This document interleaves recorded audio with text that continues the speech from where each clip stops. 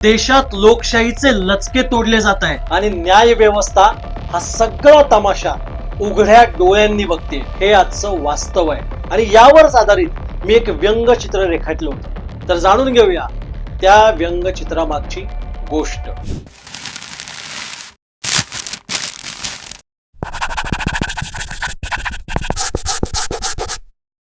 नमस्कार, मी गौरव सर्जेराव आणि आज आपण ब्रेकडाऊन करणार आहोत मी मार्मिकच्या मुखपृष्ठासाठी केलेलं एक व्यंगचित्र. गेल्या काही महिन्यांपासून संपूर्ण भारतभर भटक्या कुत्र्यांचा विषय खूप गाजतोय. आतापर्यंत देशभरात अनेक लोक भटक्या कुत्र्यांच्या चाव्यामुळे जखमी झाल्याच्या आणि मृत पावल्याच्या अनेक केसेस बघायला मिळत आहेत. प्रामुख्याने यामध्ये लहान मुलं आणि वयोवृद्धांचं प्रमाण जास्त आहे आणि म्हणून लोकांच्या सुरक्षिततेसाठी सुप्रीम कोर्टाने याच्यामध्ये लक्ष घालायचं ठरवलं आणि अनेक मोठे निर्णय आणि कडक आदेश दिले. ही बातमी आली होती एका वर्तमानपत्राच्या पहिल्या पानावर आणि त्याच वर्तमानपत्राच्या दुसऱ्या पानावर छोट्या कॉलम मध्ये एक बातमी होती एका पक्षफुटीची.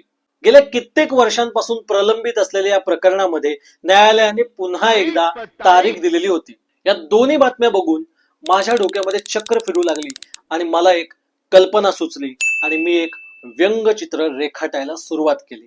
मार्मिकचे कार्यकारी संपादक मुकेश माचकर सर मला म्हणाले, न्याय व्यवस्थेवर व्यंगचित्र करतोय तर जरा जपून. म्हणून मग न्याय व्यवस्थेला सिम्बोलाइज करण्यासाठी मी व्यंगचित्रांमध्ये परंपरागत चालत आलेला काळ्या कोट मधला आणि सफेद ब्रिटिश विग घातलेला एक जज दाखवला आणि या जज समोर बसले होते दोन अतिशय बावरलेले घाबरलेले कुत्रे आणि जज त्याच्या हातोड्याने त्यांना दरडावतोय असं ते दृश्य होतं. पण आता तुम्ही म्हणाल, अरे पण या चित्रामध्ये लोकशाही कुठे आहे?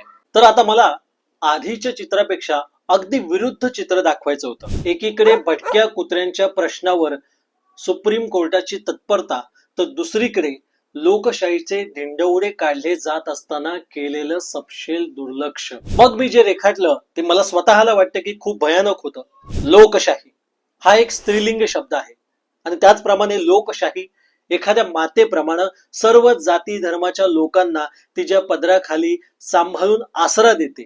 म्हणून मग मी तिला स्त्रीचं प्रतिकात्मक रूप दिलं आणि ही स्त्री ओरडत होती, मदतीसाठी धावा करत होती, वाचवा वाचवा वाचवा. कारण काही मस्तवा लांडगे तिचे लचके तोडत होते, तिला संपवण्याचा प्रयत्न करत होते. कोण होते हे लांडगे? हे होते जनसामान्यांचा अधिकार बळकावणारे, त्यांना गुलामीत ढकलणारे सत्ताधाऱ्यांचे डाव, मतचोरी आणि पक्षफोडी. खरं तर याला एखादा राजकीय चेहरा देता आला असता, पण सुजाण नागरिकांना माहितीये की कोण आहेत हे खरे लांडगे. पण मग मी लांडगेच का दाखवले? कारण लांडगा हा श्वान कुळातला एक सर्वात हिंस्र प्राणी आहे. तो झुंडीने अचूक प्लॅनिंगने त्याचं भक्ष निवडतो आणि मग त्यावर तुटून पडतो आणि त्याची शिकार करतो.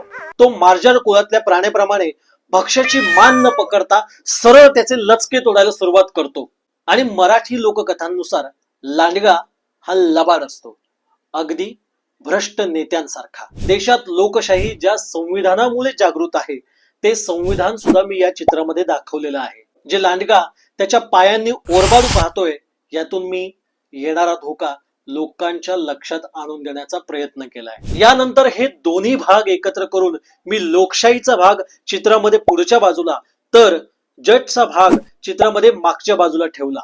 तसंच न्याय व्यवस्थेच्या समोर हे सगळं घडत असताना न्याय व्यवस्था कशा प्रकारे त्याकडे दुर्लक्ष करून भटक्या कुत्र्यांच्या मुद्द्यावर बोलत आहे हे त्यातून दिसणं अतिशय महत्वाचं होतं. मग आम्ही न्याय व्यवस्थेच्या तोंडी एक डायलॉग दिला. तो होता, किरकोळ गोष्टी नंतर पाहू, आधी या भटक्या कुत्र्यांचा बंदोबस्त करा. आणि हे व्यंगचित्र पूर्ण झालं.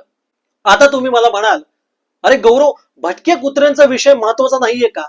तर हो आहे, पण त्याही पेक्षा देशामध्ये समता, बंधुता, समानता जपणारी लोकशाही आणि तिचा मुद्दा सर्वात जास्त महत्वाचा आहे. कारण न्याय व्यवस्थेलाही प्रश्न विचारण्याचं स्वातंत्र्य संविधान देतं. तर ही होती या व्यंगचित्रामागची गोष्ट. तुम्हाला हे व्यंगचित्र आणि गोष्ट कशी वाटली, सोबतच या मुद्द्याबद्दल तुमचं काय मत आहे हे मला कमेंट मध्ये सांगायला विसरू नका. लाईक, शेअर, कमेंट जरूर करा आणि हो, सबस्क्राईब करायला विसरू नका. 97% लोक बघतायत पण अजूनही सबस्क्राईब केलेलं नाही. त्यामुळे सबस्क्राईब नक्की करा आणि भेटूया आपण पुढच्या एपिसोड मध्ये.